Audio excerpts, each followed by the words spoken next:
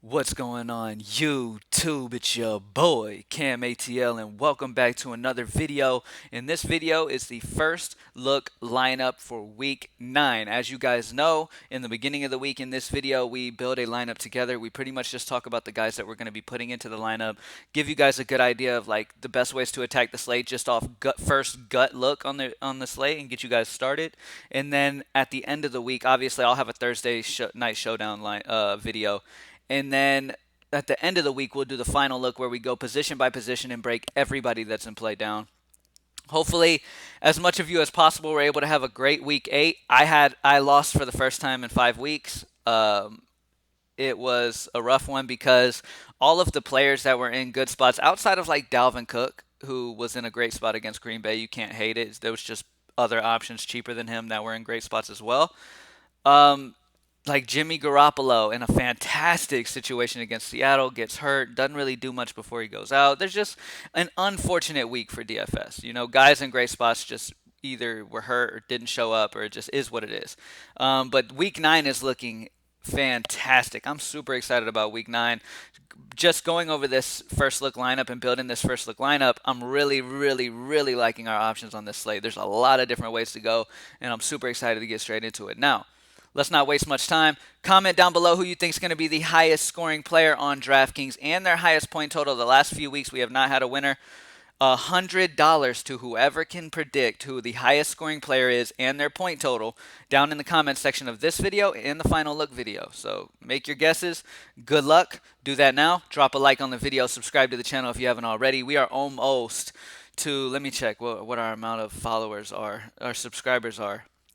We're almost to 13.6, I believe. 13, oh, we're over it. 13,604 right now. So we're over the 13,600 mark. Let's go ahead and head up to that 13,700. I appreciate you guys. Let's get straight into it. Starting off at quarterback, the quarterback that I'm loving this week, and this shouldn't be much of a surprise. Even though Jimmy Garoppolo struggled against Seattle, the matchup is amazing. So Josh Allen, not only can Josh Allen do damage with his feet and give you a solid floor, but he's got some very good weapons in the pass game as well. Josh Allen at home in Buffalo going against this horrible Seattle secondary, defense in general. I really love Josh Allen. I mean, there's so much to like about the dude. 7K seems like a discount in this matchup. At running back, we have Kenyon Drake out, so it is Chase Edmonds weekend. Okay, at home in Arizona, going against Miami, a bad run-stopping defense. Edmonds is a great pass-catching running back, as well as he's just going to get a ton more opportunities here now that Kenyon Drake is out. Drake is not the pass-catching back as Chase Edmonds is. Okay, so I'm expecting a big week out of Chase Edmonds here in this one. Especially if Tua, I'm expecting more passing yards out of Tua as well. So Miami's been playing great. I know Miami's defense was amazing this last weekend, but yeah, I'm definitely looking to exploit it with Chase Edmonds. And with Kenyon Drake out, Edmonds is going to get so much run. And this is a guy who, at any time he's gotten his opportunity and gotten his carries and been the guy in the backfield, he has been a solid contributor. All right. Next up, speaking of guys who just gets ton of work, Josh Jacobs. This dude just gets way too much work in this Las Vegas offense not to be played here against the Charger defense that's been giving it up to the run. This is a Charger defense that gave up almost 35 to Jerome Robinson. All right? 35 to Jerome Robinson. And Robinson's the same type of back as Jacobs, just a high volume guy. Josh Jacobs is a guy who got 31 carries last week against Cleveland. This is a great situation here. This game should be a shootout, so expect more targets in the pass game as well for Jacobs. Really love the matchup here. Like I said, the Chargers have been struggling against the run, at least the last, like Mike Davis got over 23, Ronald Jones got almost 22, Kamara almost got over 20. Jerome Robinson, 35. Like, Melvin Gordon got held fairly in check with 10.7, but Josh Jacobs, with the amount of work he gets, fantastic option against the Chargers. All right? Next up, to pair up with Josh Allen, you know I love to pair with the favorite receiver, and that's Stefon Diggs. The upside that Diggs possesses in this matchup is sort of like week 2 against Miami where he dropped 32. I'm going to predict right now he's dropping over 30 here in this matchup against Seattle. There's nobody in the Seattle secondary that can stop him. I mean, God, they've been so bad against receivers this year. All right, so expect Josh Allen to connect a lot with John Brown, Stefon Diggs, and Diggs being my favorite. I'm thinking he has slate breaking potential. Remember, I said that. Stefon Diggs has slate breaking type of potential in a matchup like this. All right, so I really, really love him against Seattle, and I'm locking in Stefon Diggs. Now, let's go ahead and do my next guy, and then I've got a nice little value for you. Deontay Johnson for Pittsburgh going against Dallas. Now, I want some exposure to Pittsburgh, all I can get. I love James Conner in this one because you would think they're probably going to be up. This is in a dome in Dallas. Now, I don't want any part of Dallas against Pittsburgh's defense. I want no part. But I am interested in some Pittsburgh because Pittsburgh's going to get up pretty well, and there's going to be reasons behind why they get up. I think it's going to be a Deontay Johnson and James Conner day. All right, and I'm interested in both. Deontay Johnson's only 5K. He just had a down game against the Ravens, so I'm 100% going right back to the well after a one against that very good Baltimore secondary. And I'm running out Deontay Johnson here. Don't forget, this is the same guy who got 15 targets week 7 against Tennessee and 2 touchdowns. This is that same guy who has had multiple blowout games. He had the huge blow-up game against Denver week 2, huge blow-up game against Tennessee, and I'm seeing another huge blow-up game against Dallas. Fantastic matchup, and yeah, I love it. Now, Kenny Golladay has already been ruled out week 9 against Minnesota's horrible secondary, Marvin Hall. Now, don't get me wrong. By no means am I saying I don't like Marvin Jones. I love Marvin Jones, all right? And if you want to go instead of Deontay Johnson, Marvin Jones, and just get both the Detroit receivers, I completely understand. Detroit throws the ball a lot, first off. Second of all, if they're going against a Minnesota squad that just is not good versus the pass at all. They've been getting absolutely gashed by the pass. Marvin Hall came in. Golladay got hurt last game. Marvin Hall came in, got 7 targets, 4 catches for 113 yards against the Colts. The Colts secondary is much better than Minnesota's. Marvin Hall is the guy out of the two. If I had to choose point per dollar, Marvin Hall is the guy that I prefer because he's only 3.8 and allows for so much in the lineup that way. All right, but Marvin Jones at 5-1, completely understand if you want to go with him over Deontay Johnson, or you want to balance things a little more, go up from Marvin Hall and go Marvin Jones. Completely understand. But on this first look, I like taking a little bit of chances. You know me. All right. Now, at tight end, speaking of chances, the matchup is just there against Atlanta, and I have a few reasons why I really like this. First reason I want to talk about. Denver has been running a lot of 2 tight end sets. All right. They've had a lot of 2 tight ends running routes in their offensive scheme. All right.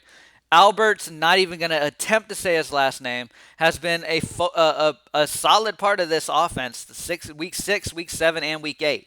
Drew Lock and him played at Missouri together. Albert and Drew Lock, the quarterback of Denver, played at Missouri together, and they obviously have a connection. All right. They're obviously guys that, Drew Lock obviously wants to throw it to his guy. They already know each other very, very well. I really love this situation here. I think Albert gets in the end zone, and at 2.8, I really don't need much out of him. And the connection that Drew Lock has with him, obviously. The matchup in a dome in Atlanta, you guys know at home, well, he's not at home, but in a dome, you know that it's always good.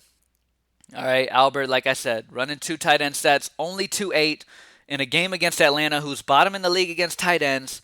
Quarterback who played with him at Missouri. Literally, they played with each other. They have a connection. I'm going Albert at 2.8. Absolutely love the value that Marvin Hall and him give you to be able to get some studs in your lineup. Speaking of studs, I know he just went off, but I'm right back to the well on him. Dalvin Cook going against Detroit. Detroit has been bad against the run. Gave up almost 23 to Todd Gurley. Gave up over 20 to Kamara. Did a very good job against Jonathan Taylor last week, but that's an outlier because Hines went crazy. So I wouldn't really look at that and worry about that. At the end of the day, Detroit has not been very good against the run. They're bottom in the league at allowing rushing touchdowns per game. Dalvin Cook is just, he's a very high volume guy. He's just a super talented guy, plain and simple. So Dalvin Cook at home in Minnesota going against Detroit is one of my favorite spend up running backs of the slate. Absolutely love Dalvin Cook here, and I'm going to have a lot of exposure to him. All right, last but not least, this lands me exactly on let me go ahead and go with him. the Giants defense at 2-7. All right, this lands me right on the Giants defense. They get the privilege of going against Washington. Out on the Washington squad, the only player I have interested in at all would be McLaurin. So this Giants defense, I wish they were at home, but at 2-7, you can do worse than punting the Giants defense against Washington. Washington isn't a very high-powered offense. And yeah, so I wouldn't be surprised to see the Giants hit value pretty easily at only 2-7. And once again, it just opens up a lot. Now, if you want to balance off a Cook and go down to a 6-something running back, if you want to go down, for instance, how much is James Conner? Because I really like the situation for Conner here too. So if you want to go down the 6-9 to James Conner, so let's do that real quick. If you want to save from Dalvin and go Conner in a game where Conner should get a ton of run here up in a dome against Dallas, that will give you the opportunity to go up from the Giants or Albert. That would give you 4K at defense, so it doesn't quite get you the Steelers D. It would get you the Chiefs, the Ravens, blah, blah, blah. Nothing really sticks out a bunch. I would like to get up to the Steelers if I was going to pay up. So let's go back to the Giants real quick. Put the Giants back in here, and then if we change Albert, that would give us 4-1 at tight end. That would give us like a Hayden Hurst. Hunter Henry I do like against Las Vegas. That's interesting. But yeah, I mean, it doesn't do a ton. So there's really no reason. Dalvin Cook feels really, really safe to me. And that's the way that I want to end it for the first look. Thank you guys for joining me as always. I hope I was able to get you guys started on a good route. I'm really loving the first look. I'm really loving a lot of the matchups that we have in general. So Josh Allen against Seattle. Don't have to explain that much. Chase Edmonds, no Kenyon Drake. This dude's a beast when he gets his opportunities. Josh Jacobs, just plain situation and workload that Jacobs gets, and the Chargers have been not very good against the run. Stefon Diggs to pair with Allen. Deontay Johnson against Dallas's horrible secondary. Marvin Hall as the guy. I do love Marvin Jones. I want to reiterate that. I like Marvin Jones. Yes, this is just a point per dollar play. This is just a value play to get some more high-powered offense in the lineup. Albert, not going to say his last name.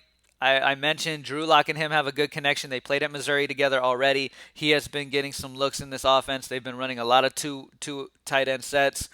So expect Albert to hit value at 2.8 against the league's worst against tight ends. Dalvin Cook, I'm expecting him to blow up once again. Now, he's not going to get over 50, but over 30 is definitely manageable here against Detroit. And then the Giants D, I wish they were at home, but it is what it is. I'll take them against the Washington offense that by no means is high-powered, and Giants should be able to hit value at 2.7. All right? And that's it, y'all. Good luck. Drop a like down below if you haven't already. Subscribe to the channel and comment who you project is going to be the highest scoring player on DraftKings in their point total for a chance at $100. Greenlightdfs.com. Join the squad, and I'm out. Good luck.